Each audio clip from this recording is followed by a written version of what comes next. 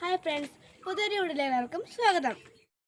ഇന്നത്തെ കൃഷി വീഡിയോയിലൂടെ നമ്മൾ കാണിക്കുന്നത് അമരപ്പയറാണ്. ഇതാണ് കൊത്തമരപ്പയറിൻ്റെ ചെടി. ഇത് വള്ളിച്ചെടിയല്ല, പക്ഷെ വലുതാകുമ്പോഴത്തേക്ക് നല്ല പൊക്കം. അതിനാൽ ഒരു കമ്പ് കുത്തി കൊടുക്കേണ്ടതാണ്, അല്ലെങ്കിൽ മറിഞ്ഞു വീഴും. ഇതധികം കീടബാധകൾ ഏൽക്കാത്ത ചെടിയാണ്. 10-20 ദിവസം ആകുമ്പം തന്നെ ഇതിൽ കായ്കൾ ഉണ്ടായി തുടങ്ങും. അധികം വളമൊന്നും വേണ്ട, ചാണകവെള്ളം ഒഴിച്ചു കൊടുത്താൽ മാത്രം മതി. ഇതാണ് കേട്ടോ കൊത്തമരപ്പയർ, അമരയല്ല. ചെറിയ ചെടികൾ നടുന്ന ഗ്രോ ബാഗിൽ നട്ടാൽ മതി, നിലത്താണെങ്കിലും കുഴപ്പമില്ല. ഈ കൊത്തമര കറി വയ്ക്കുമ്പോൾ ചെറിയ കയ്പുണ്ടാവും.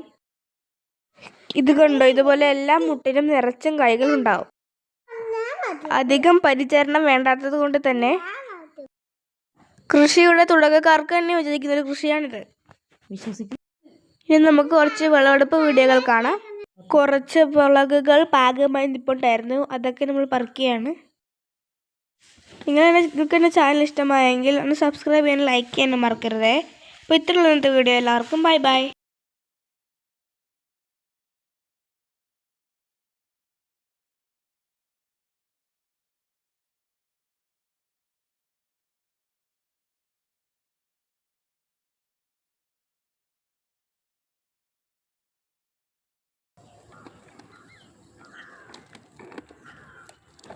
ഞാൻ പറിക്കട്ടെ.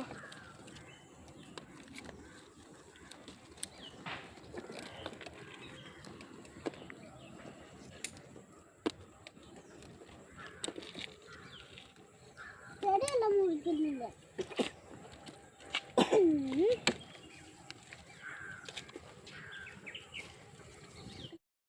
ചെടിയും പറിക്കണോ? ചെടി പറിക്കണ്ട.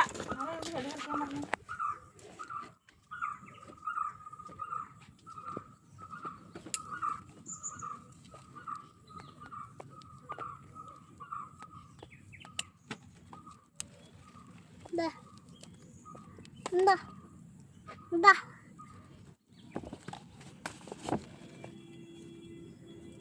ഗ്രീൻ മറിക്കട്ടെ. ഇത് ഇന്ന് മറിക്കട്ടെ.